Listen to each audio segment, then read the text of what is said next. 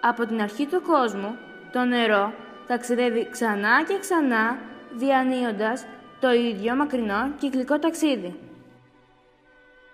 Ποια είναι η κινητήριος δύναμη σε αυτό το ταξίδι του νερού? Ο ήλιος. Από την ηλιακή ακτινοβολία, τα επιφανειακά νερά της γης, δηλαδή τα νερά που βρίσκονται σε θάλασσες, λίμνες, ποτάμια, θερμαίνονται και εξατμίζονται. Έτσι, το νερό από υγρό μετατρέπεται σε αέριο, δηλαδή σε υδρατμούς. Καθώς οι υδρατμοί κινούνται στα ανώτερα στρώματα της ατμόσφαιρας, δημιουργούνται σύννεφα, τα οποία και με τη βοήθεια του ανέμου έρχονται σε επαφή με ψυχρές αέριες μάζες και μετατρέπονται σε βροχή ή χιόνι.